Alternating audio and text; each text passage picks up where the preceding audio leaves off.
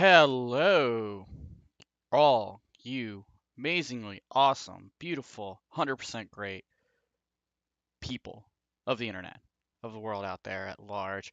Welcome to Professor Justin. It's Thursday night stream, new layout. Gonna try it for a bit. Unique uh stream this week. First time back with Professor Justin in quite some time. So I'm excited to be here with you guys. If you're joining us, welcome.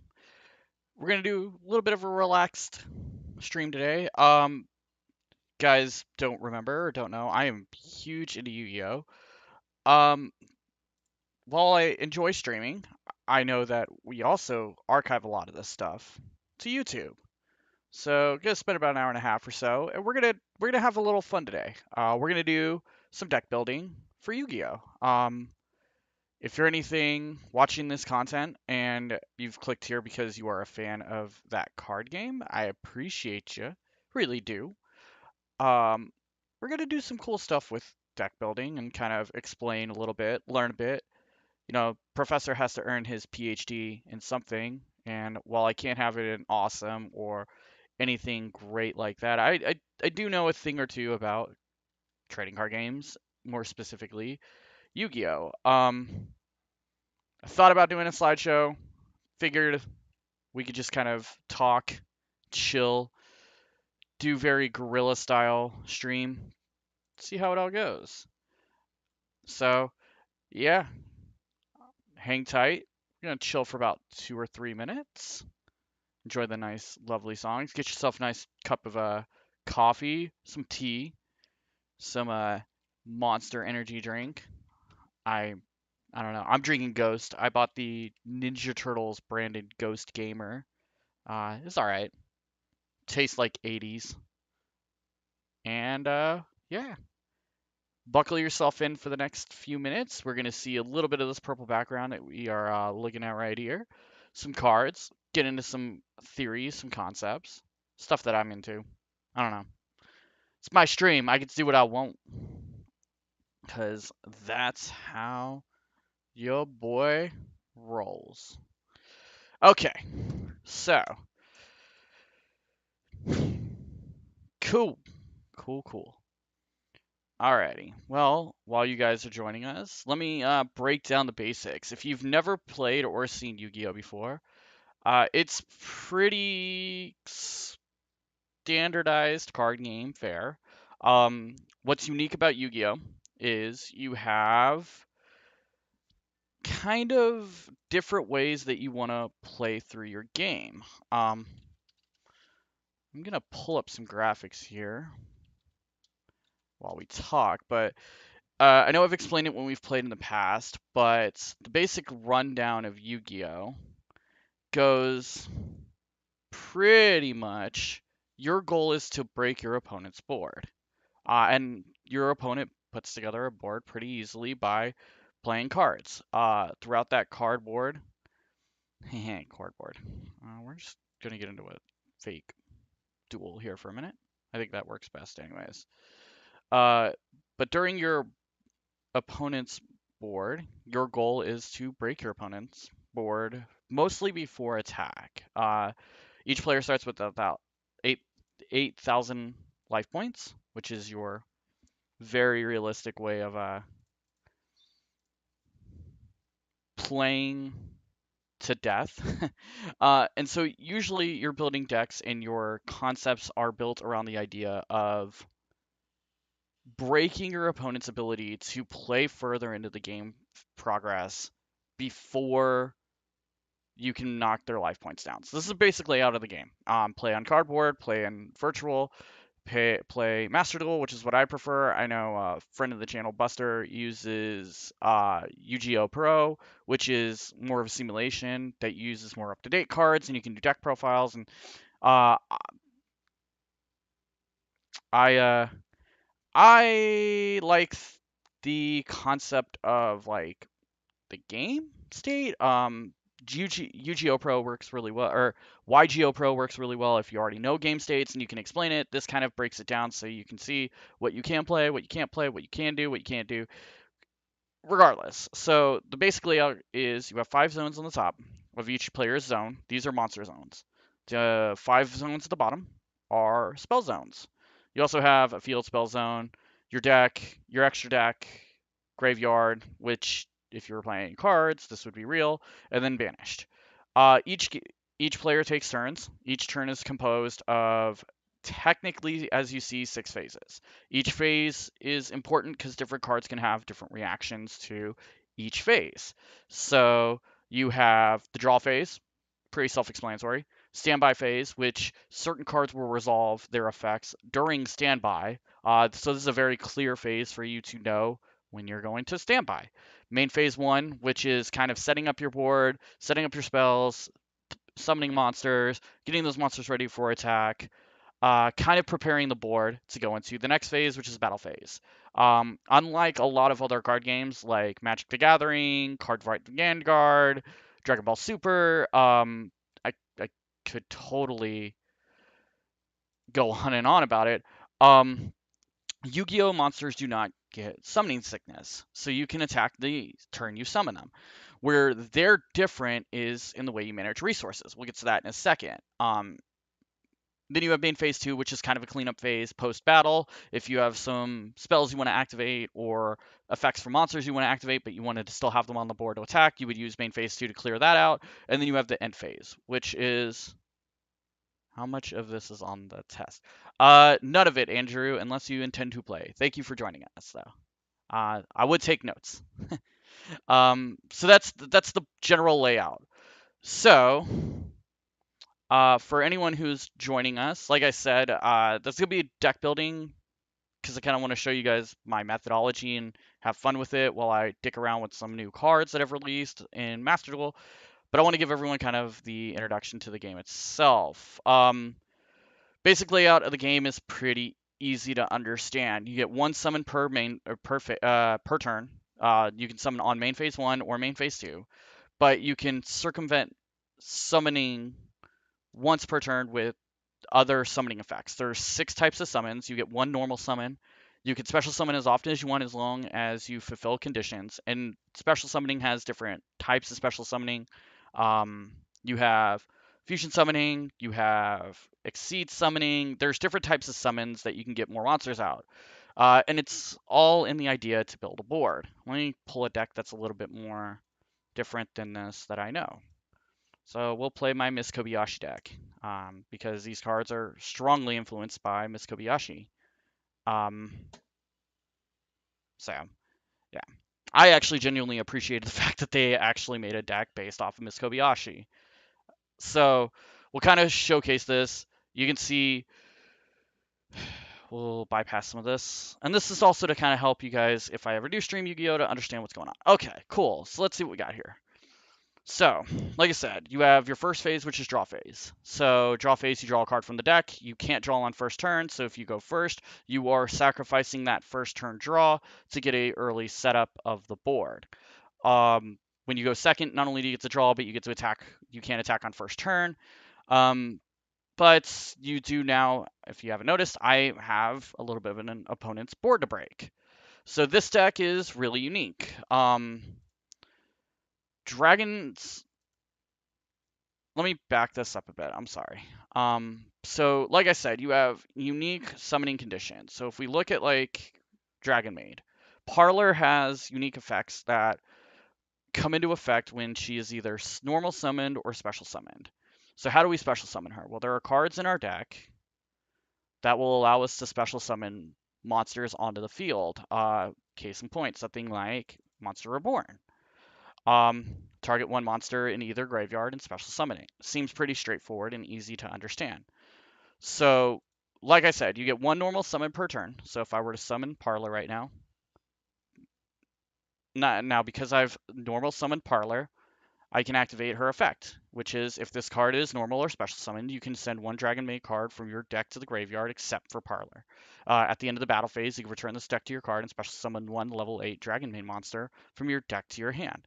So you can see how phasing gets important. You can see how the cool thing about Yu-Gi-Oh! Is cards are very clearly like referencing what you do and when you do it. So it makes Dragon build or deck building super easy. Um, So we're going to activate Parlor Maid's effect. We don't want to activate any of those, and we'll go ahead and send tidying. And I know it makes no sense right now, but we'll explain more here in a bit. So now you can see I can activate this effect, which is, if we read it, at the end of the or you can discard this card face up on the field. If you've and the target one face up card on the field, players can activate the target's effects on the field. So not really something we want to relevantly play, but what we can do is we can do some things to activate other summon effects. Because if you notice, I cannot summon any monsters. Now summoning does have its own rules. These little stars right here on the monster's name represent its level. Level 4 and below, you can normal summon without any sacrifices. If it's level 4 and 5, or I'm sorry, 5 or 6, you have to sacrifice one monster from the field to play it. 7 and above require 2 sacrifices. So if I wanted to normal summon Nibiru the Primal Being, I would have to destroy 2 cards on my field, but he's here for a different reason, and we'll kind of talk about that.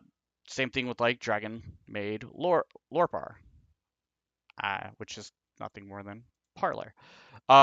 So anyways, so we could still bring monsters to the field via what I called special summon, and it even tells you how do we special summon. So we want to look and see. Special summoning has its own unique ways. You can special summon monsters from the hand if they tell you can. So like with this one, if your opponent normal or special summons 5 monsters or more to the field, you contribute as many face-up monsters on the field as possible, and if you do, special summon this card. So we can special summon it by bringing it to the field by having our opponent follow the effect on that card, or some cards may say if you play this card, you can activate it and special summon this card. Case in point, Monster Reborn. You can see Monster Reborn says we can special summon from the graveyard. So if I wanted to special summon another monster, I could, I'll just do a quick play here. Bring Striker Dragon out. Now that Striker Dragon's out, you'll notice that if I activate Monster Reborn, I have the ability to special summon a monster from the graveyard. So that's special summoning. And there are 5 types of special summonings. You have, and this is where Yu-Gi-Oh gets super complex compared to games like Magic the Gathering and others, is the way you can special summon. So you have what's called link summoning, which if you notice, they always have rules to link summon, but like a link summon is probably the most unique one. You have fusion summoning, XYZ or exceed summoning, and then you have tuner. Tuners are synchro summoning, and then just standard special summoning. So let's go into our deck here for a sec. I haven't named it Stream Deck. So things like this would be special summon because it's a fusion. So anything that's not a normal monster is considered a special summon. So fusion summons usually require 2 cards minimum plus a fusion card, usually a spell or a trap. You can activate as many spells as you want on the field on your turn as long as you have space on the spell zone to activate it.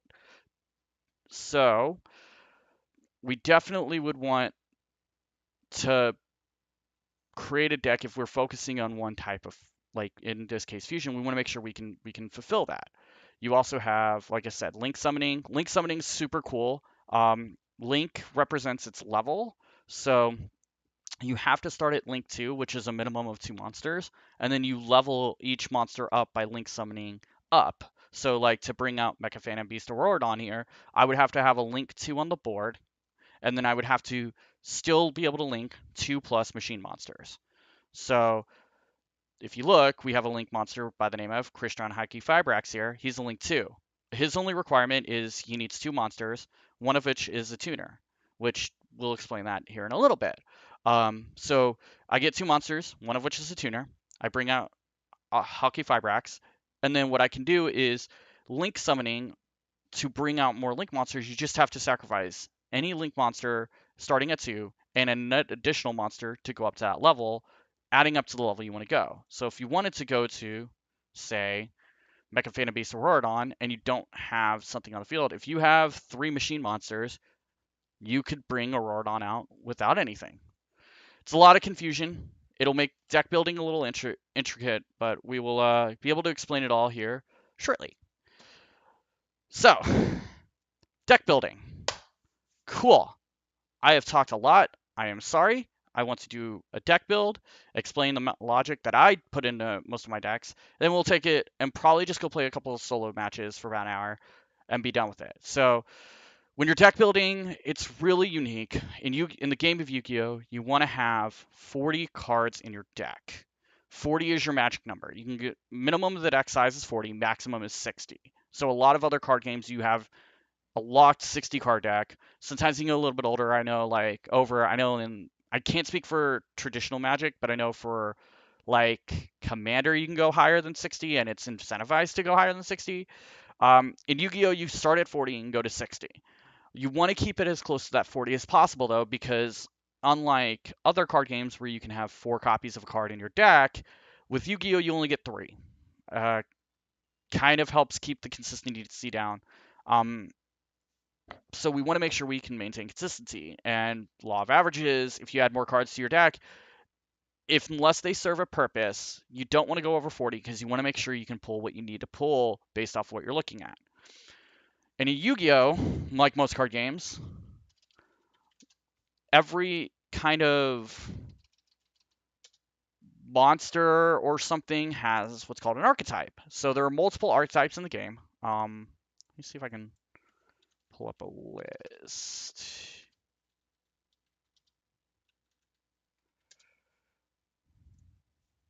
Cool. Let me switch over to OBS. Very, very appreciate.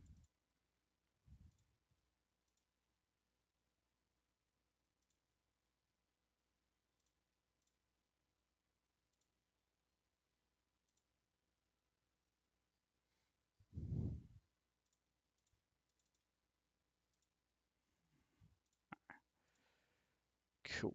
It should have switched. If it didn't, tell me. Um, ooh, I gotta fix that window though.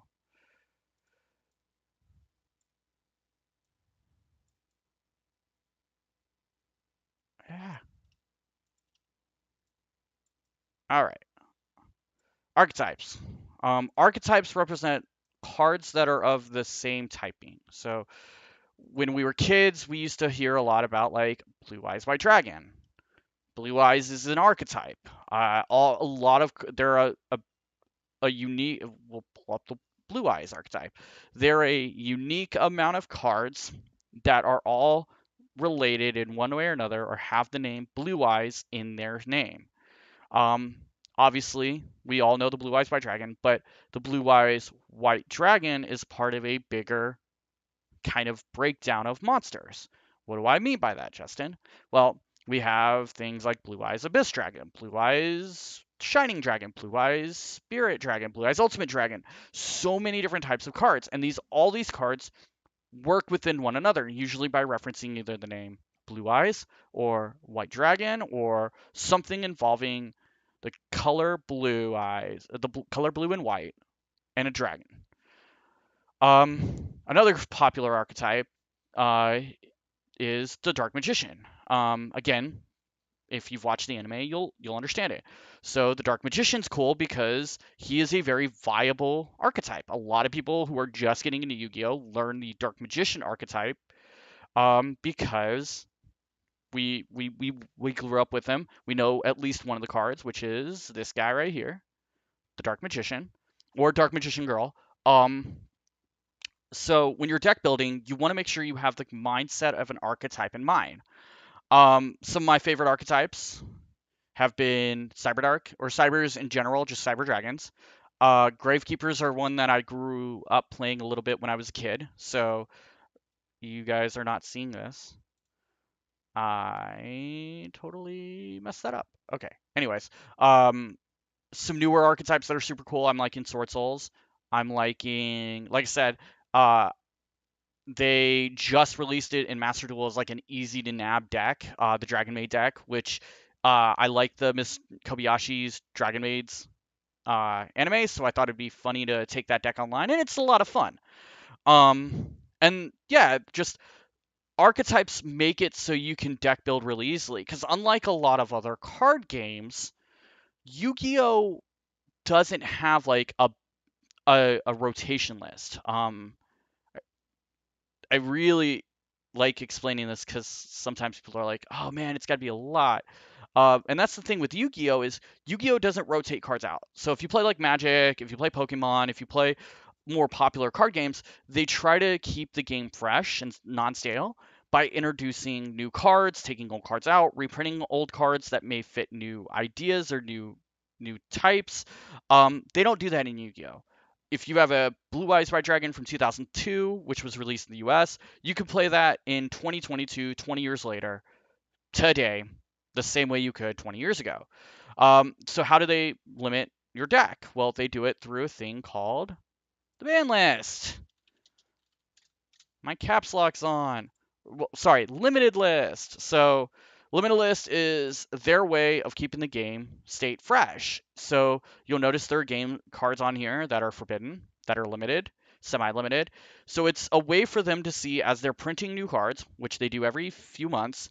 You keep the game state fresh. Do not need that open, sorry.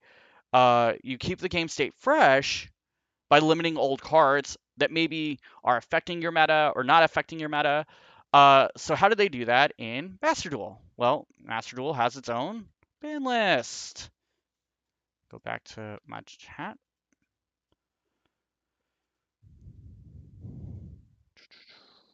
And you can view it right here. It is a different ban list, by the way, from Paper. I do play Paper. I have decks that are built around Paper. Here's your forbidden list. These cards are non-playable. A lot of people make a joke to me about Pot of Greed. Guess what? You can never play Pot of Greed because Pot of Greed is just too broken. Change Your Heart was banned for a very long time. Has just gotten off of it. Same thing with Yatagarasu. So this ban list is unique in that a lot of these may not be here in a couple of years. Limited. You can play one copy. Things that we know from childhood, Exodia the Forbidden One and his parts, Brigeki, Morphing Jar, Monster Reborn. These cards are incredibly limited because they can affect the game state. Semi-limited, they affect it a little bit, not a whole lot, so we want to make sure we limit those. I find it funny that fucking Magic Meltdown is, because all it really does is get you into that Archetypes starter. So, knowing all of this, and it's a lot to take in, and no, there's not going to be a test. This is really just for me to have fun. How do we build a deck? Well, go into archetypes. We want to start with an archetype that we like or that we're cool with. So I thought for the stream we could do one and two. We might do two decks. I don't know. We can do Cyber Dragons and we can do Dragon Maids because I have a lot of the cards that are required for either deck that make it fun. We can walk through them and they don't require me to have to mill through a lot. So if I pull up Dragon Maid, got pretty much all the Dragon Maid stuff that we would need. Same thing, I believe, for Cyber Dragon. Like I said, Cyber Dragons are one of my favorite. So minus some of the dumb stuff that doesn't seem relevant, I really like Cyber Dragons. I keep a lot of the Cyber Dragon stuff. Cyber Dragon's what I pilot in real card games, so I figured bring it into the digital one. I might actually also have some of the Blue Eye stuff, but I don't know how much of it I actually have to make in Blue Eyes anime deck. Yeah, not a lot. I don't even have Blue Eyes White Dragon, do I? Don't. Oh, I do. I have 2 copies of Blue Eyes White Dragon in the game. I do have Blue Eyes. We could definitely do a Blue Eyes deck, but unfortunately, a lot of the stuff you need, like alternative, I don't have, and I don't really want to resource into because I don't plan on piloting a Blue Eyes deck. Let's do Cybers, because Cyber Dragons are fun and easy to understand and kind of touch into a lot of unique. Yeah, we'll do Cybers first. Okay, so when you're deck building, we want to do 40 cards. So 40 cards, like I said, is your minimum. You can go over 40. I strongly will tell you, if you're going to go over 40, make sure everything you put in over 40 makes a difference. So when you're creating a deck, we want to make sure that we have an end result or an end game condition. This is something that you're hoping will win you the game. So first, we're going to start off easy. We can advance it in a later time. How do I win with Cyber Dragons? Well, there's a couple ways you can. We have our beat stick boss monster in the name of Cyber End Dragon. Like I said earlier, we have 8,000 attack points on our opponent, so we would have 4,000 attack, 2,800 defense. We don't really want to focus on the defense because in Yu-Gi-Oh! It's a very much an attacking game. Like I said a few minutes ago, the point of Yu-Gi-Oh! Is to break your opponent's board just enough for you to get through and attack for win. How do we do that? Pretty easy. We make sure we find a way to make our opponent's board broken through cards, while at the same time swinging for as much as possible. So in a cyber deck, the easiest way you can do that is getting out Cyber End Dragon. Because if you look, Cyber End Dragon has 4,000 attack. He can also, I believe, he affects with piercing damage, so he can attack once. But he's a great end result, so we would put him in our deck, knowing no matter what, we have to get to Cyber End Dragon. Well, how do we get to him? Well, there's a couple ways. We would want to get to 3 Cyber Dragons. Well, 3 Cyber Dragons seems pretty easy, Justin. It can be. So we're going to pull up a Cyber Dragon. Cyber Dragon is a 5-star. So we would know to get Cyber Dragon on the field minimum would take us time. 1, because we'd have to sacrifice 1 monster every time we want to summon him. Except, oh hey, if your opponent controls a monster, you can special summon this card from your hand. Well, cool, that gives us more conditioning. So we know we have to have 3 Cyber Dragons anyways. So in our 40 card deck, we have to have 3 Cybers. So we want more ways to get into Cybers. Master Duel is really cool. It will show you related cards or cards that work really well for the Cyber Dragon systems. So this kind of makes it really, really nice because we can look and see, well, what other cards in this archetype do we need? Well, let's look at a starter, as we call it. A starter is something to start your combo or start your chaining in Yu-Gi-Oh! This is called Cyber Dragon Core.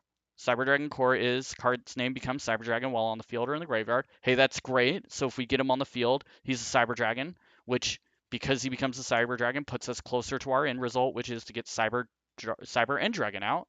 Cool. But he also has an effect. If this card is normal summoned, add 1 Cyber Spell or Trap card from your deck to your hand. If only your opponent controls monsters, you can banish this card from your graveyard. Special summon 1 Cyber Dragon monster from your deck. You can use your Cyber Dragon Core effect once per turn and only once per turn. That's fine, we know that. So this is a great card for a multitude of reasons. We know that it's going to start combos for us by letting us, if we special summon it, if we normal summon it, we can add a Cyber Spell or Trap to our hand, which we're going to look at here in a minute. But we also know that it becomes Cyber Dragon on the field.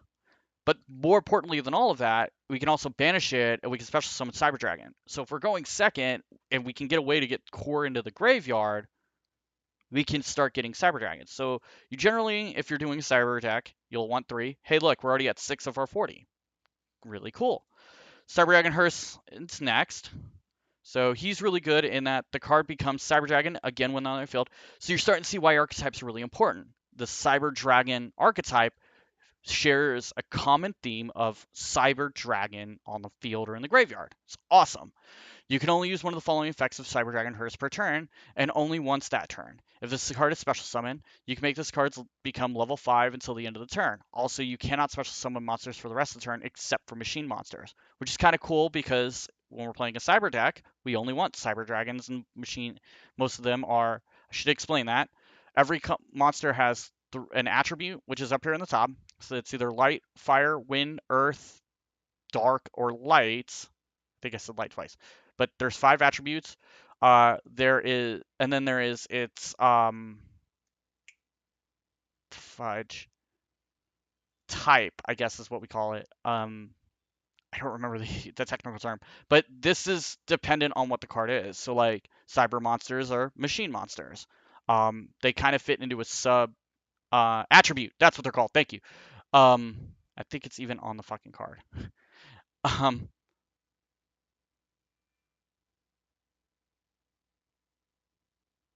Yeah, it's the attribute.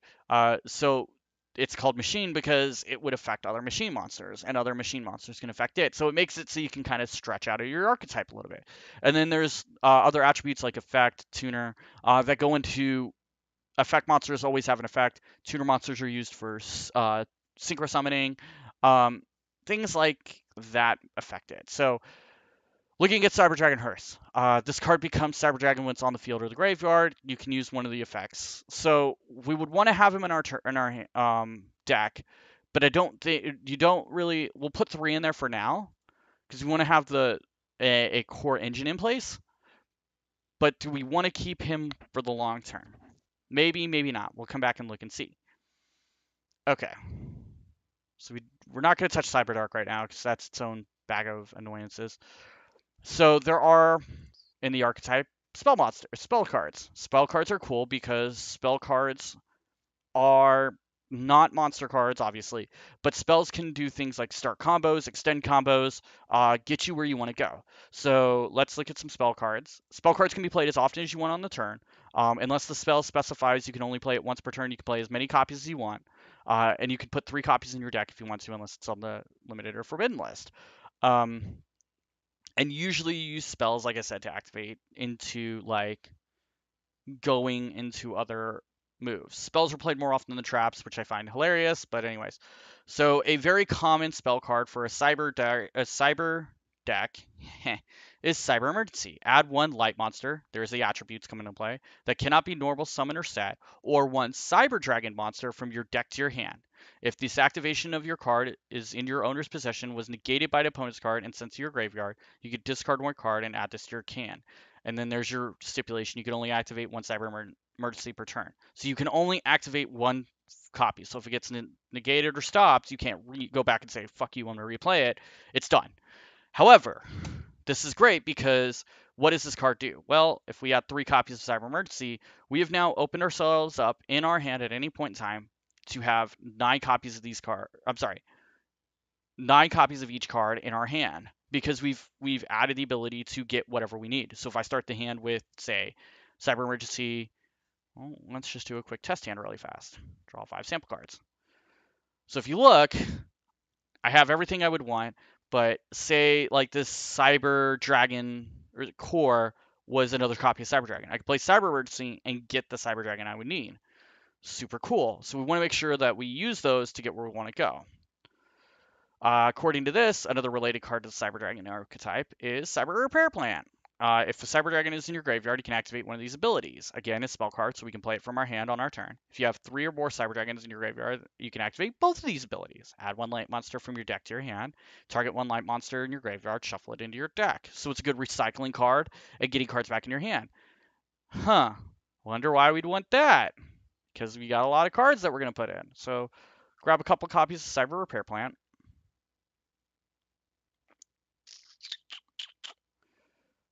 I think that's all we would really need. Oh, hold on. So we want to go back into Cyber Dragon. Where is he? Where are you? There he is. Hers. Let's look at really. So now we know we have hers, and hers' big ability is he can sacrifice himself to put other cards in. I don't think he's going to show up here. He's not. What do you do? Attachment Cyber. You can target 1 Cyber Dragon. You control. Yeah, so these are all like equip cards, which are cool in their own sense, but we're not going to worry about him right now. So we want to get. I'll just go ahead and search for him. Galaxy Soldier. Boop, boop. But why do we want Galaxy Soldier? And I'm actually going to knock that down too. I'll explain why in a second. So Galaxy Soldier, you can send 1 other light monster from your hand to your graveyard, special summon this card from your hand to defense position. When this card special summon, you can add 1 Galaxy monster to your deck. You can only use this effect to Galaxy Soldier once per turn. So while I can only get 1 additional Galaxy Soldier, it's kind of cool. I can sacrifice 1 light monster. Hey, we got a light monster here that if I pitch him to the graveyard has an effect. So these are combos. If you play fighting games, this is like your light heavy combo or your sweeping roundhouse combo. So we would put 2 copies of Galaxy Soldier in there because what we could do in a perfect hand, see if it'll draw it out. Yeah, it would. So I could use Galaxy Soldier, pitch the Dragon Hers, get Galaxy Soldier, ended up with 2 Cyber Dragons in our hand. So we're getting all these awesome Cyber Dragon cards and all these great cards that are creating Cyber Dragon, but we still haven't hit the condition that we need. We've only hit half of the condition, I'm sorry, to get to our Cyber End Dragon. Because remember, this is a fusion monster. So for fusion monsters, we need to have some way to fuse them. I'll re-pull the Cyber Dragon Dards back on.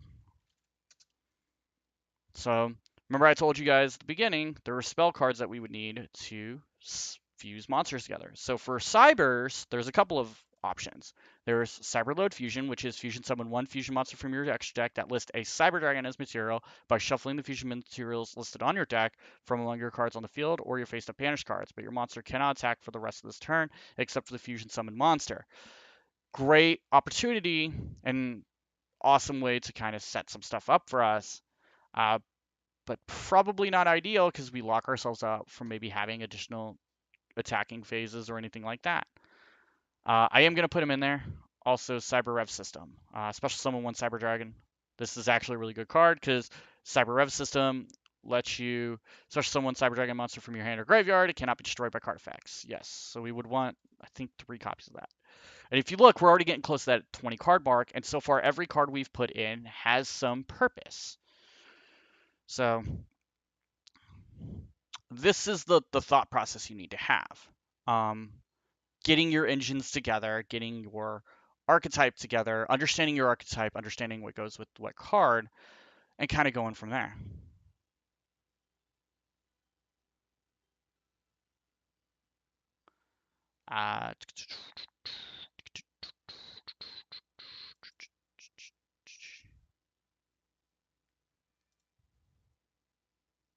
So, getting where we want to be. We haven't even touched the extra deck yet. Cool beans. So, let's look at some fusion cards. So many cards. Let's filter this out because I just need fusion spell cards. This is kind of the nice thing about Master Duel is you can pull attributes. There you go. Types. So there's your typings, levels, rarity. We're looking for. That's new. Fusion cut in. Funny. We want spell cards. So spell. So these are all your fusion cards. They're a lot because at the very beginning, when we were 20 years ago, this was your fusion card. Oh, sorry, that is not your fusion card. That was Revoke Fusion. Where is Poly? There it is. Oh, yeah, fuck it. Let's just throw it in there to have fun with it. I have so much art. Okay. Holy crap, we have Polymerization now. Polymerization used to be the go-to fusion card. You would use this to fuse monsters. And you would want to use that. And when we were kids, like this was the go-to fusion card because this is your only card. Now, if we look, we have so many archetypal type of fusion monsters. We don't really need to rely specifically. Hell, alone we have Cyberload Fusion for Cyberdecks. We were talking Blue Eyes. I think Blue Eyes has its own fusion deck or fusion card. I can't remember the name of. Yeah, there it is. Target one fusions. Never mind. That's not it. There is a fusion card. I don't play Blue Eyes nearly enough to care.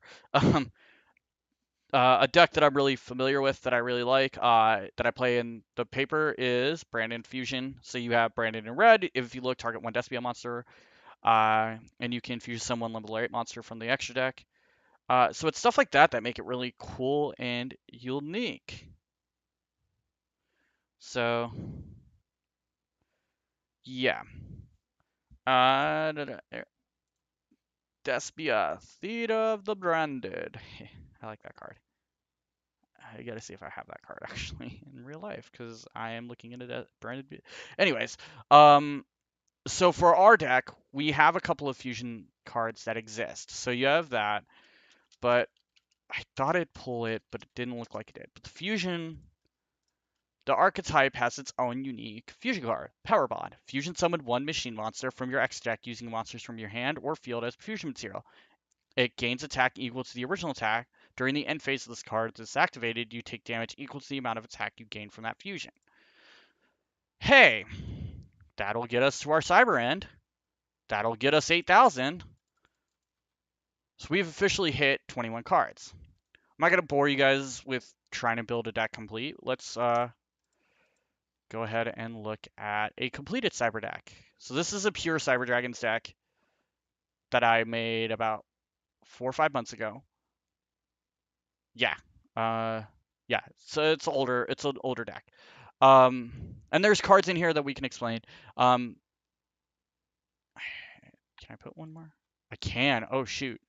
That's. Actually don't think I need any more than that, anyways. 14 is fine. So a completed deck. Like I said, you have between 40 and 60 cards. I stuck it at 41. I can explain why in a bit. But we have 40 cards in the deck. Extra deck you can have 15 cards. Extra deck monsters are things like anything that require that basically anything that's not a normal or effect monster goes into the extra deck as an extra deck monster.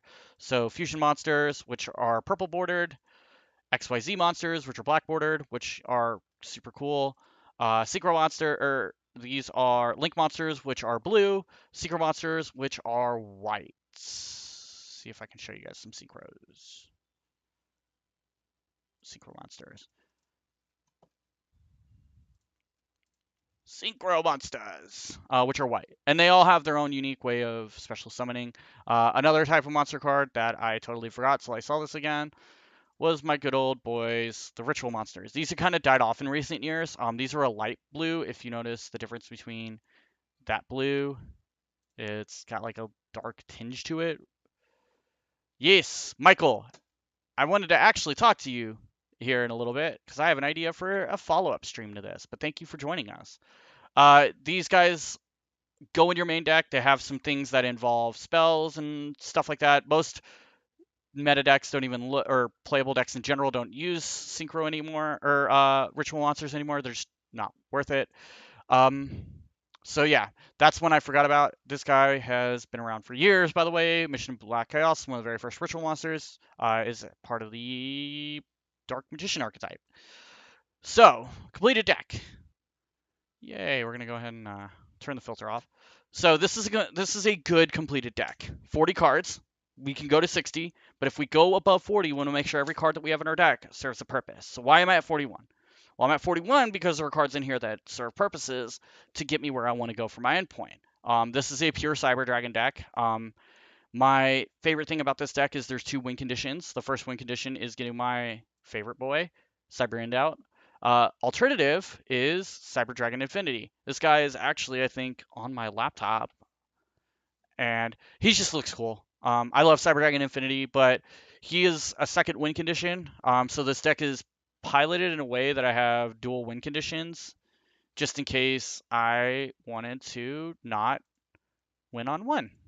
Um, So why do I say every card has a purpose? So I've kept this deck when I built this deck, I built it with a very clear purpose, which was I knew my end condition was to get to one of the beat sticks in the extra deck. How do I get to the beat sticks in the extra deck? Well, I'll show you guys.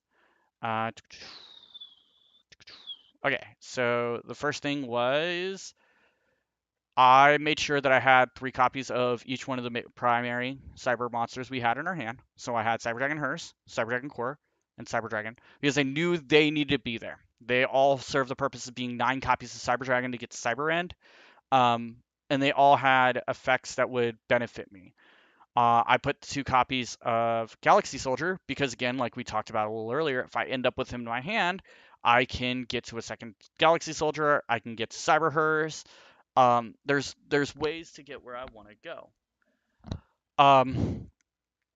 Spell wise, and that's pretty much it on the core archetype or the engine, if you will, the cyber engine. I ran the base cyber engine, which the spells to complement it: machine duplication, target one machine monster you control with 500 or lesser attack, special summon 2 monsters from your deck with the same name as that. Huh? He has less than 500. His name is Cyber Dragon. I can get 2 Cyber Dragons out from my deck. There's 3 Cyber Dragons. Uh, Different fusions to summon different things. But the big thing was, like I said, we had Power Bond in there, 1 copy of Cybernetic Overflow, Cyber Emergency to get where I want to go as an alternative opener, Repair Plant to get more Cybers out of the graveyard, and Rev System to special summon Cybers if I needed to just happen to get more Cybers on the field. And I wanted to protect it. So we were sitting with about 15 to 20 cards. We need to fill the other 20 slots. This is where you go into play. So every deck has its own unique method of madness. With the Cyber Dragons deck, I understand one thing only. I am probably never looking at building a board that is lasting more than a turn or two. My goal is to basically piss my opponent off on turn 2 to the point that I destroy everything on their turn, swing for 1 or 2 attacks on game, and have my Cyber and Dragon do the cleanup of knocking them out for game. This is the beautiful thing about Yu-Gi-Oh! As well, that I think is one of the reasons I love playing it. Matches don't have to go 10 turns or 20 turns. Because your resources are your hand and the graveyard and the field, unlike Magic, where you're having a ramp up time, where it's like, I gotta play land, I gotta get that land tapped, I gotta untap, I gotta manage those resources, I gotta make sure my monsters are all protected. Yu-Gi-Oh! Is not about that. Yu-Gi-Oh! Is about getting your board set up and protecting your board from your opponent. So I can do my board in 1 turn, I can do my board in 2 turns. Cybers are awesome because it's a 1 turn win on turn 2. If you go turn 1, you have a little bit of build up and protection. Hence why I have some stuff in here to protect. We'll get to that.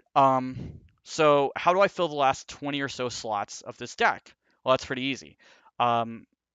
We want to look at ways we can get where we want to go. So since it's a turn 2 deck, I threw 3 copies of Max C in there. Why? Well, Max C is what we call a hand trap. While it's a monster that I could summon on a turn, during either player's turn, you can send this card from your hand to the graveyard.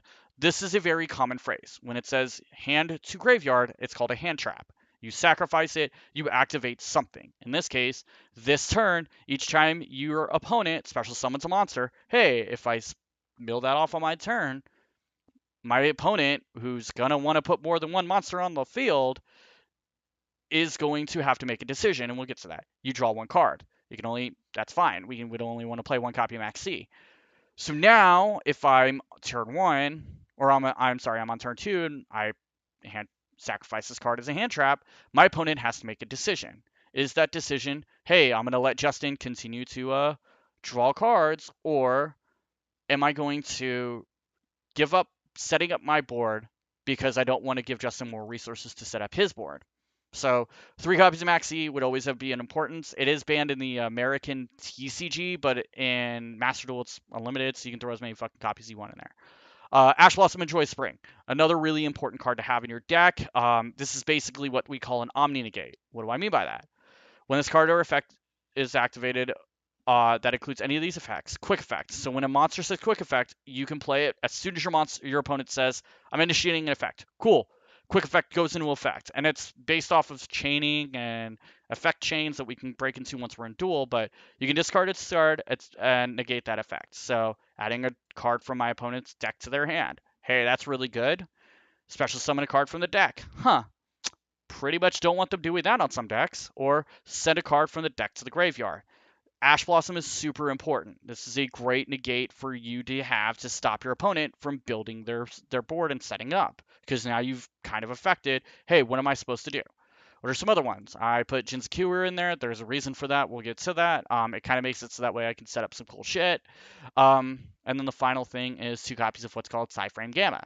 Psyframe Gamma is super important. Cannot be normal summoned or spec. Then why do I have in my deck? Why? Must be special summoned by card effect. When your opponent activates a monster's effect and you control no monsters, I just said earlier, this deck is built around going second. You can special summon this card, both this card from your hand and 1 Psyframe Driver. Well, I had to make sure I put Driver in there. Cool. From your deck, hand, or graveyard. So I only need 1 copy of Driver at that point. If you do negate the action, and if you do that, destroy the monster. During the end phase, he gets banished. That's cool. So again, a way to interrupt my opponent from setting up further. And then we have spells that perform the same effect. Things like Forbidden Droplet, set any number of cards from your hand to the graveyard. Again, I would want to get this. The point of this deck is we can put stuff in the graveyard, we can put stuff on the field. We just want to make sure we have those resources available, and I can choose that many effect monsters and disable it. Extra deck. So when your deck, once you get your main deck and you know your extra deck, then you have a deck. What is the extra deck? Well, my extra deck is set up with, like I said, 2 to 3 purposes. And you always want to make sure anything you put into your extra deck serves a purpose. So the major purpose was I put 1 copy of End in there because I want to make sure that no matter what, Cyber End was on the field if I needed him. However, I don't want more than 1 copy of End because if you remember earlier, the way we're going to win is we're going to get him up to 8,000. I'm taking a huge gamble that I'm going to kill him in 1 turn. Coolio. Another alternative win condition is my favorite card, Cyber Infinity. Once per turn, you can seize this card, gains 200 attack for each material attached to it, which we'll explain in a bit once we're in a duel. Once per turn, you can target one face-up attack monster position your opponent has on the field, attach this card to it as material. Once per turn, when your opponent is activating, you can detach one material from this card and negate the action if you do destroy it. So it's another negate and destruction card. It's also why Jizukiro is in here, because if I draw Jinzukiro, I can... Yeah, exactly. It's a sideboard. You get it. Yay. Um, so once we have the core archetype, once we have the sideboard set up, if we're not at 40, we want to use staples. And staples are cards that work in pretty much any deck. I have a list of staples that I use pretty much on the regular here, minus Mirror Force. I just thought that was fun to have in here. But all these cards can fit into any deck. They are part of archetypes, but they fit in any deck with purposes. So, like we said, Ash Blossom's a negate. Nibiru is super important if you're playing against an opponent that has multiple special summons, because you're basically just after 5 telling them, hey, all those cards are gone. You get this guy. You pretty much, no one's ever gonna use a Nibiru for anything important because it's a token card, and you've pretty much stopped your opponent with a piece of rock, basically. Actually, I should add Nibiru to that. It just says protection. No, I don't think I need Nibiru. Anyways, so these are staples, and each one provides its own purpose. So now that we've talked your ear off for an hour, let's show how all these components work in a basic duel. And we're going to use that cool Cyber Dragon deck I showed you guys that we partially built. Not the Cyber Dark deck. We want the Cyber Dragon. No, we want the Cyber Dragon deck, damn it. Cyber Dragons, there it is. All right. Hopefully the audio's not too bad. You guys tell me, right? All right. Cool beans. So, I don't know if I'm going first or second. Hopefully I'm going second. If I'm going first, that's fine. I'm going first, second. Sweet. So, we draw 5. Our opponent draws 5. They don't get to draw on first turn. They just set. So, they did a very basic setup. Set one spell or trap. Guesses are it's a trap card. And they normal summoned one monster face down. So, they basically just used their turn to try to set for something maybe next turn. So, now let's see kind of mentioning some stuff. So we still have some plays we can do. The first one is we can activate his special effect, which is, since our opponent controls a monster, we can special summon this card from our hand. All right, let's go ahead and do that. We want him out on the field anyways. Yay, we got him out. Okay. So, next goal is Naster. When this card becomes Cyber Dragon while on the field, you can discard one other monster, which we have monsters in our hand, special summon a card from your hand. If this card is normal or special summon, you can target one monster with 2100 attack defense in your graveyard, special summon it. Also, you cannot special summon monsters for this turn except machine monsters. So we're going to hold off on Naster for a second. Cyber Dragon Core. This monster becomes Cyber Dragon while it's on the field. Add this, if this card is normal summon, add one Cyber Spell or Trap from your deck to your hand. There's some stuff we could do with that, actually. If only your opponent controls a monster, you can banish this, which we wouldn't be able to do second effect. Okay, so let's go ahead and get Core out. And I go ahead and pull Core. Core's going to let us pull a couple cards. So add one light monster that cannot be normal or summoned or sets, or one Cyber Dragon monster from your deck to your hand. If the activation of this card is in its owner's possession, okay. So we can do Cyber Emergencies, which will get us a monster. Rev System, special summon one Cyber Dragon from your hand or graveyard. It cannot be destroyed. I don't have anything in my hand or my graveyard that's named Cyber, so it doesn't really help me. And I already have Repair Plant in my field, so I'm going to go ahead and grab Emergency, and you'll see why. So I have actually normal summon because I normal summoned Core. Bollocks. That's fine. So we can go in, and now we can special summon a couple of things. We have the option to special summon some unique monsters. I'm going to go ahead and use Cyber Emergency. Let's go ahead and grab a Cyber Dragon Hearse, because remember, we want him to go to the graveyard, and we have a monster that will pitch him to the graveyard for a special summon. We're going to go ahead and activate that ability, and we're going to go ahead and pitch Hearse. Why are we pitching Hearse? Well, we'll see. We're going to activate his ability. Remember, his ability is we get to pull a Cyber Dragon. Yay! We have a couple options here. We have Cyber Repair Plant, which lets us, if a Cyber Dragon's in our graveyard, we can add one light monster from your deck. You can target one light monster from your graveyard, shuffle that target back in the red deck. It's not really anything we want to do right now. I actually regret playing that, but whatever.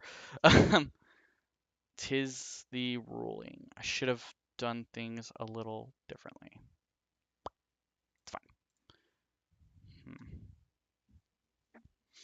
Well, we're going to Power Bond it. So remember, Power Bond lets us special summon, basically fusion summon, so we can get into the fusions.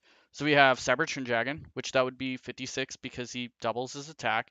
Can make a second dragon, and we only need to use 2 Cyber Dragons for the game. So I could win by summoning him.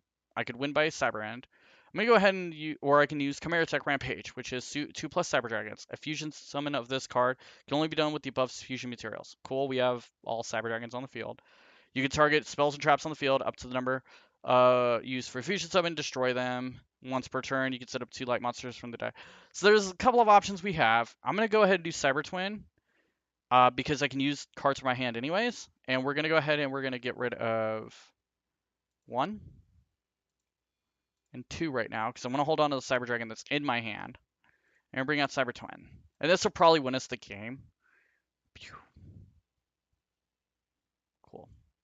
So we're going to go to battle. So now according to battle phase, I can attack a couple of monsters. So we're going to go ahead and first attack with him, because it feels safe. It is. Ooh, he's playing he's playing Chaos Beast. Okay. 1. So you see, this deck is all about winning. Super consistent. We've always got a play that we can make. Let's try another one. We won.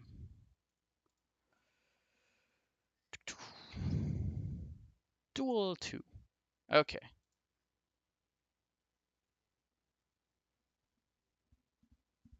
Duel dos. Okay. Duel. And we're going first this time. So we have a little bit of a problem going first. Still have options to play, but the problem I see is since we're going first, we need a way to protect ourselves. So we have in our hand Cyber Dragon Core. Again, great starter.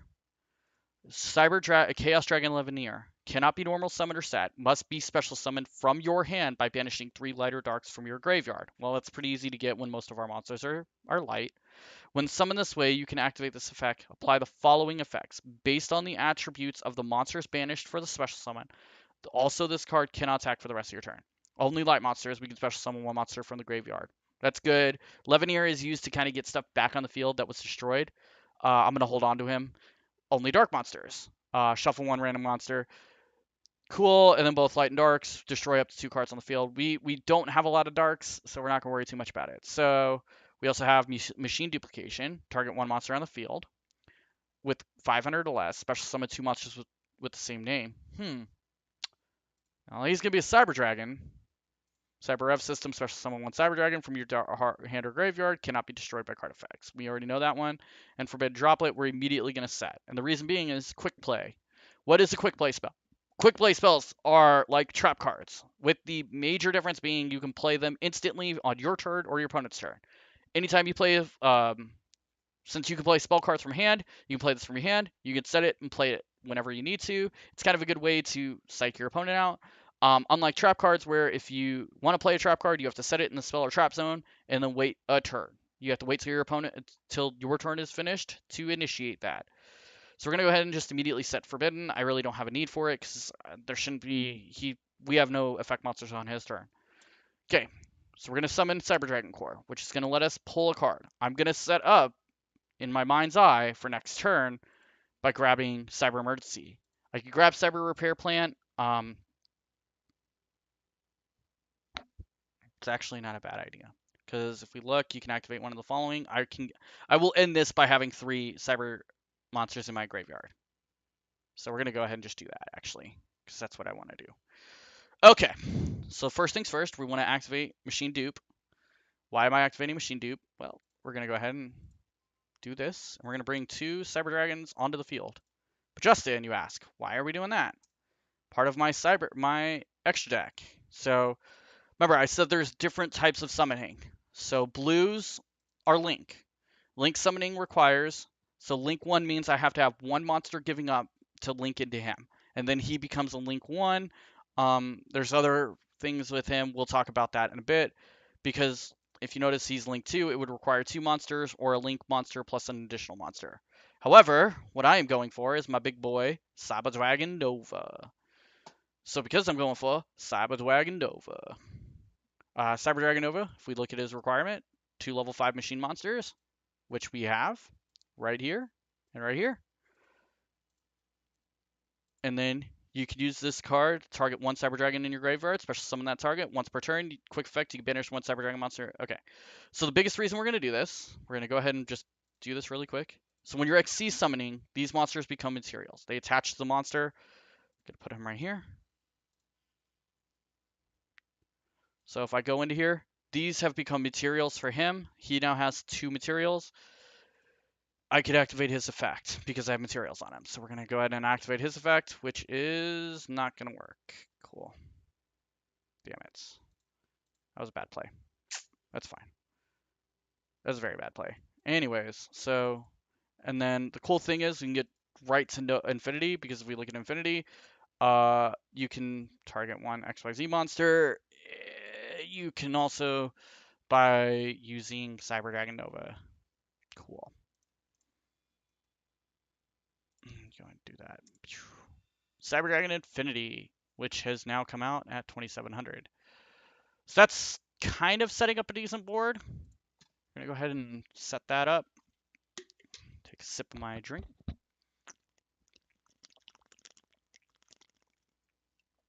So if we look, he's activating his spell card. And his spell card is feature summon 1 monster. I don't really want him doing that, because that's usually meaning he's getting into a dark monster that quick. So we're going to activate Cyber Dragon Infinity. We're going to go ahead and just pitch out a Cyber Dragon, because we want those guys back.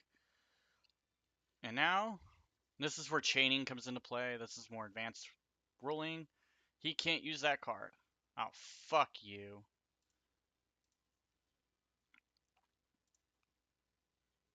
Okay. So we're just going to go ahead and do that anyways.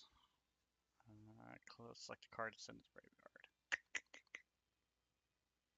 I'll get rid of Lipnir. I don't need him right now anyways. Now I can't use the effect anyways. So we kind of interrupted his play. Great way to do it too. Cyframe Gamma, I have no need for you. You useless, boy. So we can first off activate Infinity's roll, which is going to pull that monster. Cool.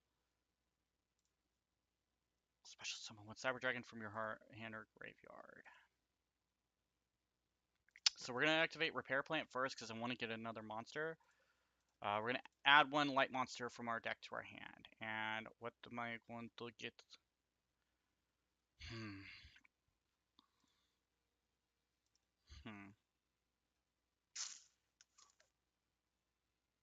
Because we know this is going to special summon 1 Cyber Dragon. And I have a Cyber Dragon in my... So actually, what I would want to do is I would want Galaxy Soldier. And you'll see why, because I'm already thinking ahead a little bit. So we're going to activate a Galaxy Soldier's effect, which lets us send 1 other light monster. Oh, hey, I have a light monster that I don't want. Going to get him out. Activate his effect so we can have a second run ready to go in case we need it. Cool. We're going to play Cyber Rev, which is going to get our second Cyber Dragon back. So now we have 2 Cyber Dragons. So let's go into the extra deck, see what we have available. Got a couple of options. Chimera Tech Fortress, let's see what he is. He's a fusion monster, which is 1 Cyber Dragon plus 1 other machine monster. Cannot be normal summon. Cannot be used as fusion material, so we can never use him to fuse out. Must be special summoned from your extra deck by sending the above cards from the field to the graveyard. He's a great attacker. He's an option. Link summon. We could link into Psyker. And it's 2. We have to have a Cyber Dragon and a minimum of 2 monsters because he's a Link 2. During each battle phase, this card is not declared attack. You can target 1 monster on the field. So he's great if we have more than 2 monsters right now. or if we had an empty board. Predaplant, I really don't need Predaplant because we're gonna do Fortress. So we're gonna go ahead and pop that, and we're gonna pop that. Boom. Okay. If we want to, we have the option to go back in there and do some more summoning. I don't want to do that. Okay. This should maybe get him broken down a little bit. Yeah. Neo Heroes. Bye. Okay. That was the safe play. Okay, so we got him at 6,000. So we are complete. We have one negate left. So one negate. Okay. Let's see what we can do here, guys. Believe in the heart of cards, and they will deliver. So now we have the option to do a couple more plays. So we're going to go ahead and activate Galaxy Soldier because we have hers. We're going to drop hers off, pull that, which is going to let me activate hers and get a Cyber Dragon. She's going to pull it back from the graveyard anyways. Now I can normal summon the Cyber Dragon. I really don't think I need it. What do we have in here? Yeah, I'll do it just to get rid of the Galaxy Soldier. Plus Tripping. Alright. So we have 6,000 attack on the board. We gotta hit over him. I don't know if we're gonna be able to do it, but it's fun to see. So let's see. Let's use Chimera Tech. Cool. He's probably got some weird effect that activates. He doesn't. Okay. Swing in. Swing in. Okay. This is definitely longer than I would have liked, but we're doing good. We're doing good, guys. Oh, we've won this. Great job. Just give me an IW. And we got Cyber. And we're gonna end it. We have no need to emergency or anything. Probably just gonna swing on that. Boom. And swing for game. So that's how we deck build. I'm gonna cut. Maybe, not maybe, I don't know.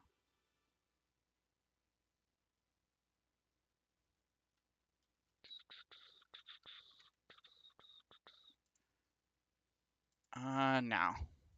Okay, so let's look at one more deck, and then we'll go, and we're just gonna play a couple games online for a few minutes. But let's look at one more deck.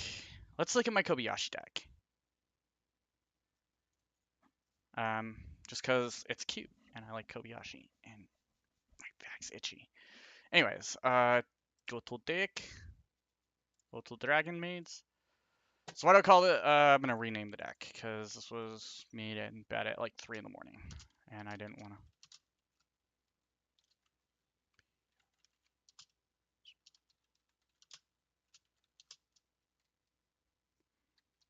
I've totally butchered her name, more than likely.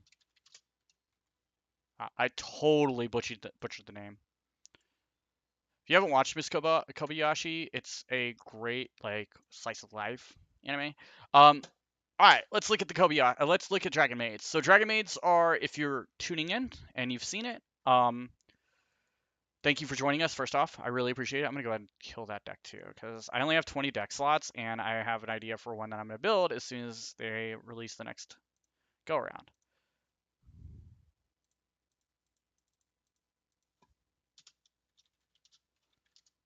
Just need a reason to move that to the top, because it's my tier 1 deck.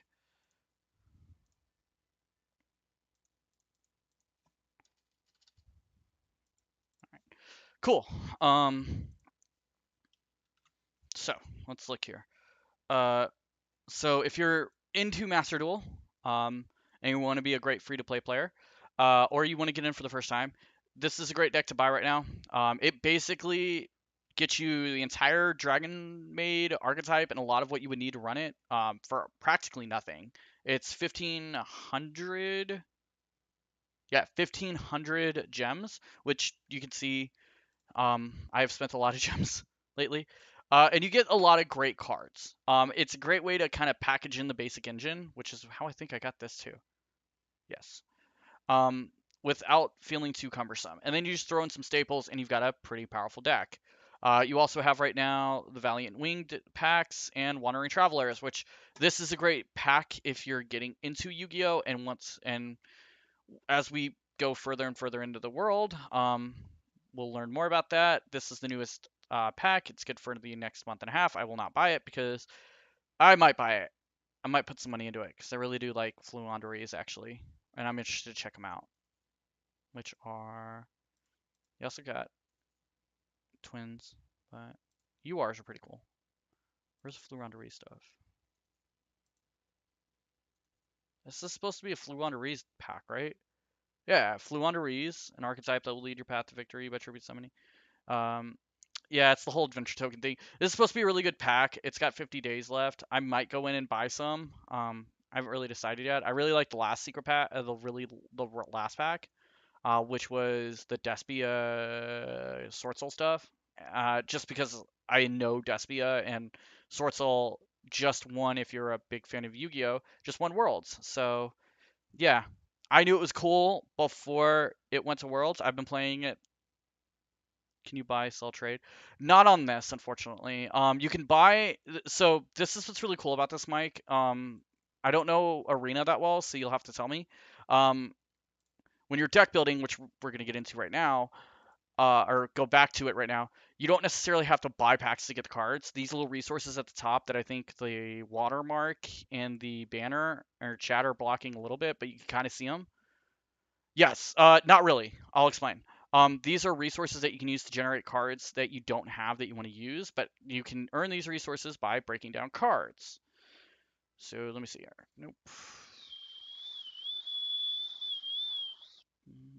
I don't want to break down my URs. We'll break down some rares, because usually I have a shit ton of rares. So you see where it says like dismantle? You can dismantle the cards and you can get extra resources. Yeah, so you can kind of get what you need.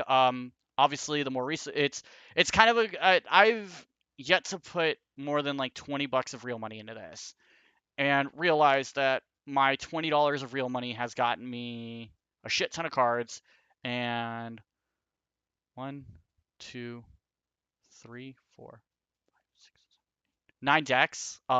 With only 6 decks because 3 of them are rebuilds of other decks. Like Sword Soul eventually became Sword Soul Tenyi once I got a lot more of the materials for that. Invoke Dogmatica became Stalls once Stalls got released.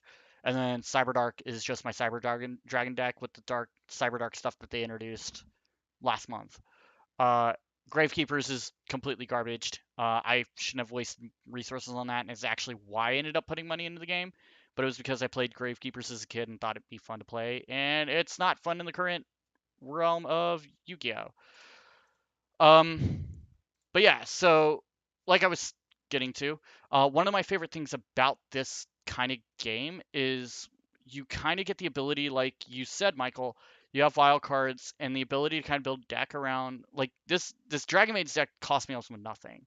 I sprinkled in 1, 2, 5, 8, 9, 10, 11, 12, 13, 14, 16, 17, 18, sorry, 15, 16, 17, 18. About 18 non. So of 59 cards or 56 cards, 18 of them are cards that are staples. So sorry, 21 because I forgot to count the maxis, I think. But regardless, like these are going to be used in every deck anyways, so I had already had them. So I wanted to check out the Dragon Maids. Dragon Maids are super fun. I'll show you how to use them in a second. But I had so many of the staples just ready to go between the side deck and the main deck that I was like, oh, this should be a really fun deck to play. And it's been a blast. It's not winning me anything super big. I'll show you guys a little bit of it. But it's stupid fun. It's stupid fun. I've heard Arena has no breakdown, by the way. I know on the Master Duel subreddit they talk a lot about how like that's the one thing Yu-Gi-Oh! Master.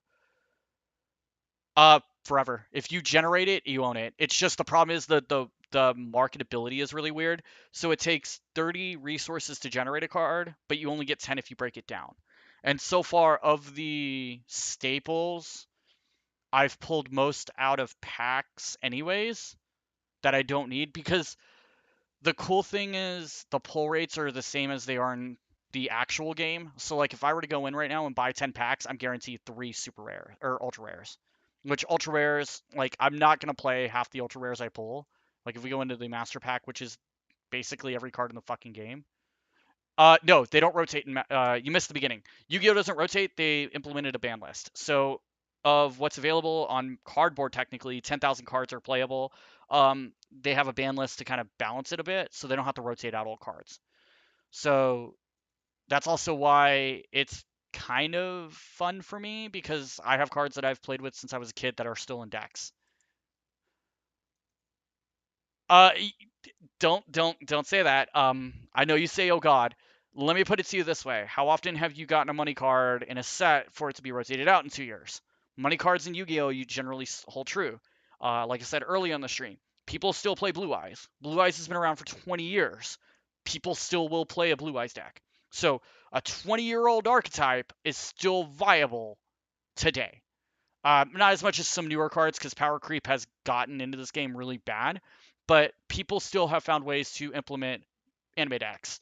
I mean, for God's sakes, the Cyber Dragon's archetype is 16 years old, and it's still like I go to locals and I can still place top four with it. Not well, not it's not going to be a top tier deck, but like that's not that to me. That's what makes this a worthwhile investment is yeah, and that's the problem is power creep is there. The other thing that they do is to kind of rotate out is introduce new mechanics. Since the anime has kind of moved away from the master game, which is what this is, into the kids version, which is speed duels, which is a more limited version of the game. They haven't introduced like a new summoning mechanic and some new ways based off the anime in a couple of years, but yeah, like newer sets are just all about having like stupidly fun mechanics to play. Um, I said this on a stream about maybe 4 or 5 months ago. Yu-Gi-Oh is played like a fighting game in that the idea is you want to break down combos to just set up for your opponent and it's your opponent's job to counter those combos or block those combos. So a little bit different than Magic for sure. Substantially different than a lot of other card games I've played, and I've played way too many freaking card games. And the new sets are selling great. And they do a really good job of I think making sure the power creep is at bay by also having the forbidden and limited list. I mean, there are cards that get like there case in point, we'll go back to my deck really fast. In the actual American card game, a card that is, if I pulled every one of my decks minus or that use anything that's fusion based, this guy is banned now because it's a free fusion. So they'll find ways to kind of change the meta around too. So you don't have to necessarily power creep. He's not the best card in the game, but he was used in a utility that made him unique. Um, so yeah, I mean like that's kind of the cool thing, and I think that's why I still severely enjoy this game over other games. Has just been the way that you play it for all intents and purposes. Um, yeah. Uh, so, uh, I know this isn't the general. Like, I know Jim's done a lot of weird Thursdays. I thank you guys for giving me. I didn't want to do a big 3 hour long comeback stream.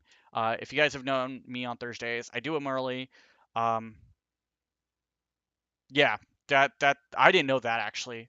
Plus, I think with the introduction of Commander on like an official level, and Wizards is now just more like, yeah, screw it, the entire card pool is up for grabs. Um, but yeah, like the sign off. Sorry. Um, I know I do these early. I appreciate you guys. Thursday streams, I'm gonna definitely get back to them. I can't promise every week moving forward. I will definitely strive for 2 streams a week, 2 streams a month. More will come. I'm planning on streaming next week as well because it will lead into the podcast recording with us and the guys, which is a lot of excitement there. Um, I am gonna stream more. I think I've found my niche. And my niche is while I'm not the shooter, a lot of the guys on the channel are shooters. They like to play Rainbow Six. They like to play Overwatch. They like to play. I think their big thing right now has always been Apex. As long as I've been a part of the group, I don't play those games as much. I've always been more of a story-driven guy.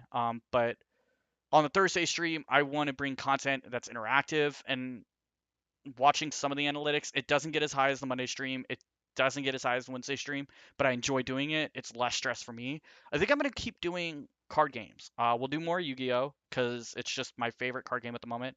Um, if I can get guys like Michael or Jim to show me, maybe we can do a stream on like a later Thursday where we could do Magic the Gathering and they could teach me some of the new stuff in Magic the Gathering. Because I'll be honest, I'm incredibly interested with some of the new sets that have come out from MTG, and I have Arena installed. I just never touch it because I will tell you what, looking at that breakdown now and trying to learn Commander, I get overwhelmed like a mofo. Pokemon's got their new digital card game coming out. I will probably become more of the card game tabletop streamer. Um, and while I'll stream and interact and all of that stuff, I definitely will continue to do that. Um, yeah, I have a couple of them, but I want to learn like the I want to get back into it because I like the style of like Kamigawa and um Caperna, the one that had the gangsters. I'll probably pick up one of those two starters and then like maybe learn it on a Thursday. Uh, but I'm gonna also aim to create content for the YouTube channel through this. Like use these streams as a way that maybe they're short hour and a half streams that are card games that like today we talked about deck building and what goes in my mind. That one, yes, thank you, Michael. New Capenna. That can be watched after the stream is done for like research purposes as well. Haven't talked to the guys about that yet. That was something I kind of went on my own tangent on just at the very moment. So sorry if I bum rushed, but it's something I've been thinking about was using my Thursday stream as a platform to play more card games and learn archetypes. And um, there's a card shop in Houston that does not only Friday Night Magic, but they do like a standard Magic tournament on Thursdays. He's gonna start hosting Master Duel tournaments once they get it up, and we can get into those tournaments and play those as a team and kind of see it. I'll have to be really careful about that. I'll find a way to make it work so I can't get doxxed on my hands. But we can use that as an opportunity. I think I'm gonna focus on card games though for the foreseeable. And I know I've been doing that, and the Thursday streams jumped from like Pokemon Nuzlocke. I always kind of bounce back to Yu-Gi-Oh because I enjoy Yu-Gi-Oh. I love playing Yu-Gi-Oh. I love card games. I love giving my brain a little bit of a thinking man's movement. Um, Not that saying other games don't, but since I find joy in this and I want to make sure the stream is, for me anyways, on Thursdays, low stress and more fun, that's definitely something we're gonna do. And like I said, I'm not saying I'm gonna stream every Thursday. I'm aiming for 2 streams a month. Um, but I'll definitely do more. Because it is my Thursday stream for a while. But I don't want to like also say like I'm gonna do 4 streams a month or 5 streams a month on a 5 week month and it not come through and I disappoint you guys. So yeah, 2 a month I think we'll start back off with again so I can not feel super stressed either. And we'll do it for like an hour or two. Like today we did it for an hour and a half. We'll do one match because I've been wanting to do it with my Dragon Maid deck and we'll go from there and probably call it. So we got Miss Kobayashi's deck already ready to go to be piloted.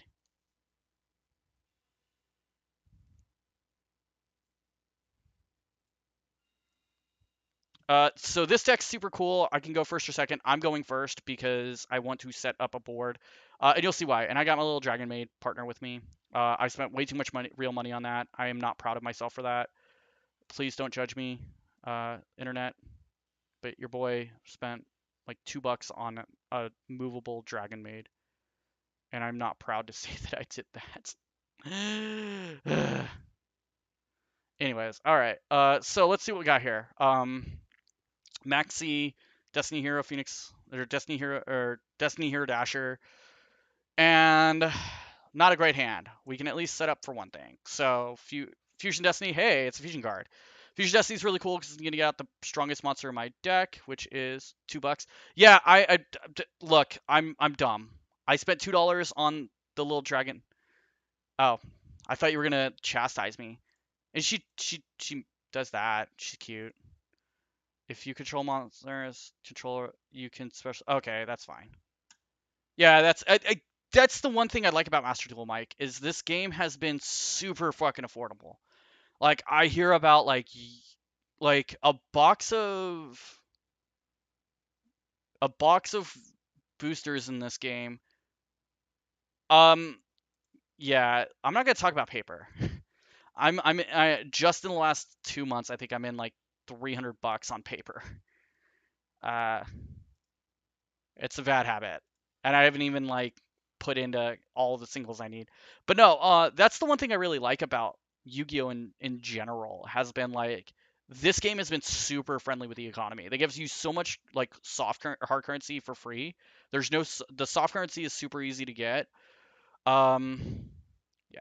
So why do I use real quick? Why do I use Destiny Hero Phoenix Enforcer? Well, he has a great ability. We're gonna look at it really quick. You can only use each effect once per turn. Quick effect. So at any point in the match, and it can't be negated because it's super fast and takes top chain. You can destroy one card you control and one card on your opponent's field. If this card is destroyed by battle or card effect, which includes its own effect, you can activate this effect, special summon one Destiny Hero monster. So we're gonna go ahead and we're just gonna piss off this guy and maybe make him scoop, unless he negates it. He's not gonna negate. I have Monster Reborn. I'm not too worried about it. We're gonna go ahead and pop that bad boy off. We're gonna pop him off. Bye. We're gonna go ahead and activate DPs. Destroyer Phoenix Enforcer. Oh, this asshole's probably got something to negate it with. If he does it called by the grave, I'm gonna be so upset. Not really. I have Monster Reborn. I'm fine either way. As long as it doesn't get banished, I'm fine. He's playing the Adventure Token engine though. That's super fucking weird. All right. We're gonna go ahead and end phase. But yeah. No, this game's been super fucking affordable. I think just playing online since January, which came out January 4th or 5th, I have dumped in only about 50, like I said earlier, like $50, and I purposefully spent that to get 3 copies of him, just to flex that I had 3 copies at one point on my account. Um, they're supposed, yeah, yep, nope, wait, damn it. We're just gonna go ahead and activate Maxi. That's annoying. He's doing the same thing I just did, so this is great. He's got his Destroyer Phoenix, unfortunately, I've got nothing to negate that. So this is now just going to become a game of, because you can activate it on your opponent's turn. But yeah, no, the game's great affordability. I do hate the fact that unlike Pokemon and Magic, you can't do digital to or physical to digital packs. So like $200 to $300 I've spent on boxes and other types of card materials have kind of just gone by the wayside.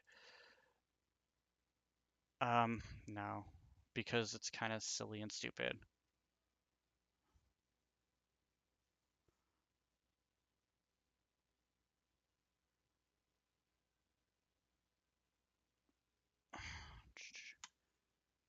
I already know he's gonna attack it. I already know he is.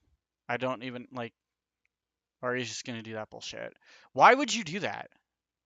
Oh, I could still win this. I'll show you why here in a second. We're gonna go ahead and activate RDP. We're gonna troll him so hard. It's gonna be hilarious because I'm not gonna let him have his Destroyer Phoenix Enforcer back. Oh, he did the same thing. I was gonna do the same thing. Ah, ah, he stole my Destroyer Phoenix Enforcer. Ugh, that's great. I love it. We love when a plan comes together. Oh my god. Oh my god. That's great. That's awesome. Just A plus. So I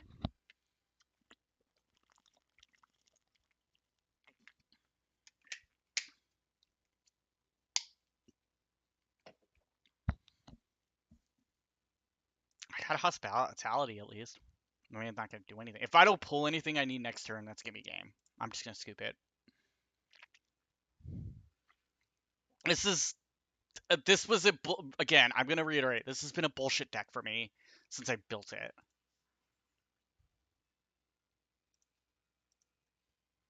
And I'm absolutely 100% okay with it being a total bullshit deck.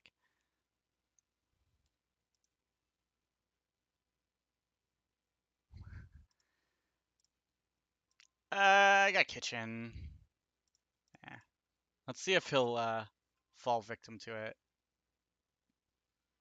And there he is. Nah, he's gonna max see me. Of course he is. That's fine. um. Oh, yes.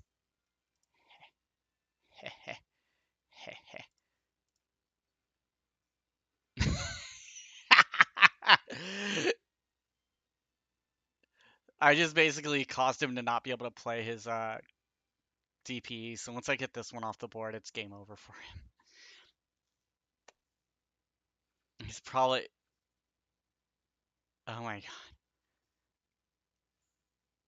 There's a couple of things I can do here. Let's see what I can do. All right. I forgot what Dragon's effect was though. Or Kitchen's effect is. Oh my god. He's got it. Something. Okay. It lets me pull from my hand. Uh, the chamber I want, or do I want parlor?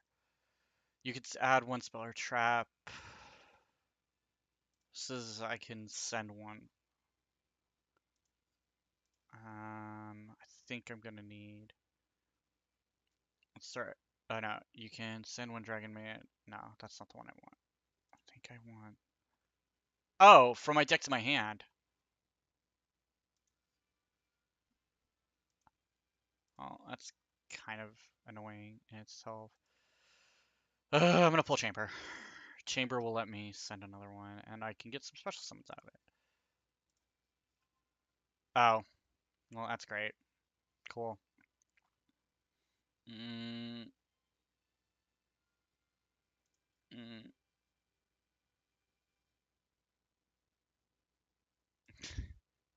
I don't know why I'm doing. Oh, I know why I can do this. It's gonna be fun. We're gonna have fun with this guy for a bit. He can't do it. You can't do it. It's banished.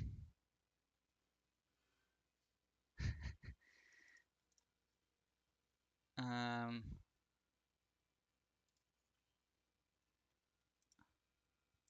I need to get to a link too, don't I? And I need. How do I get to that? This is so. It's two dragon types, isn't it? Two dragon monsters. Of course it is. All right, screw it. We're gonna special summon one dragon monster from your hand or your graveyard. All right, let's do this. Eesh. Please do not negate the damn thing. Okay, I'm gonna bring Kitchen out. Can activate Kitchen's stupid effect now, which lets me send one from the deck to the graveyard. I'm gonna go ahead and add from my deck to my hand. I want changeover anyways because I want to get a house next turn. Cool. We're gonna special summon you by popping that, popping that. I don't know why I did this. It seems so stupid. I don't think I'm gonna win it, but we'll have fun with Saucy. All right, we're gonna go ahead and take care of the dasher's not doing anything. Boop. Bye. Okay. We're not gonna battle anything. We're gonna go ahead and main phase to it. See, I like her. She's cute. She turns into a dragon when you're fighting, like in the cards. Okay. Standby phase. Go to main. You can't get your DPE back, and if I get mine, it's game. And I'm okay with that.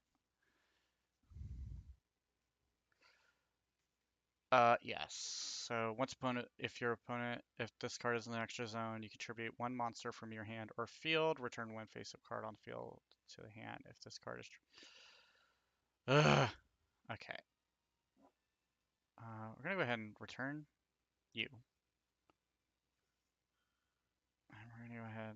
I probably fucked myself. Oh no, I didn't. Yeah, I fucked myself. It's fine.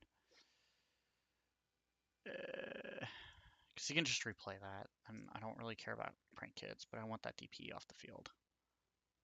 Pandemonium's annoying during the main phase.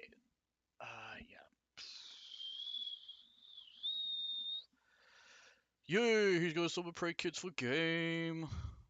Oh. Yeah, he got the game. Nick. Yes. Until now, I gave them this. Thank you for joining us, Nick. Appreciate you, bud. The life. He's gonna flip the dasher to attack, and he's gonna hose me out, and I kind of want to. I'm gonna give it to him. There's no. I'll play it out. I'll play it out and see what happens.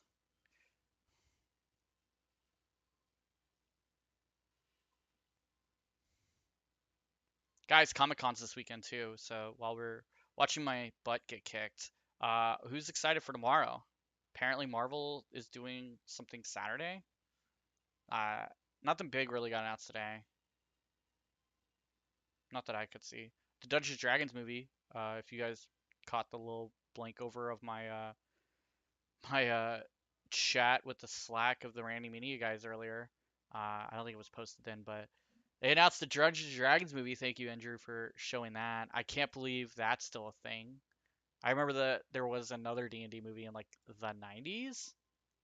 Question mark, question mark, question mark. This weekend, Nick. Not next weekend.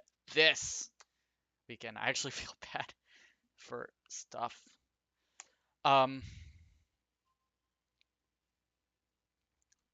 Prank Kids is the most annoying fucking archetype because he's gonna have like a 20 run combo before he decides to beat me. I literally gave you the game, dude. You just have to flip everything. I've got no negates and no wins. You know what? I'm just gonna let you have it. Congrats, you won. Yeah, Comic Con's this weekend, but guys, I appreciate this. Like I said, I run the Thursday stream. It's been your boy Justin. Um, I will be back next week for sure. To lead into also our Thursday night podcast, joined by me and the other Ranty Media guys. Hopefully, the guys in the chat are also involved. I don't know who all is going to be there. I don't think we know until like the day or two beforehand. But it's been real fun. Got to learn a little bit of deck profile. Professor Justin taught you as much as they can, as much as I can, sorry, about Yu-Gi-Oh! And next week we will come back to it, run it back again. Maybe the Mushobiyashi deck will be more successful. If not, we will run multiple amounts of decks because we got plenty of time. But it is dinner time for me, followed by good old bath or shower, whatever I'm in the mood for. And then it's night, my night. So guys, I appreciate it. Thank you for tuning in. Like I said, I'll run this a little sooner than most people. We'll start next Thursday at 6 p.m. Central Time. Run it till about 7:30. Get ready for that awesome podcast that's coming. And that wasn't sarcasm. I'm super excited. Rants On is next week. In the meantime, you have Monday Night Stream with Andrew, Nick, Ed, and the boys. This past week, they played another week of Warhammer Ventremide. I don't know. I know they're talking about some stuff for next week, so that'll be super awesome. Wednesday is Jeff with his Wednesday stream. They've been doing Apex, so him and the boys will be doing that. I'll be back on Thursday, and then we'll have the podcast. So I really appreciate it, guys. Thank you guys for tuning in. If you're on the YouTube channel, like, comment, subscribe.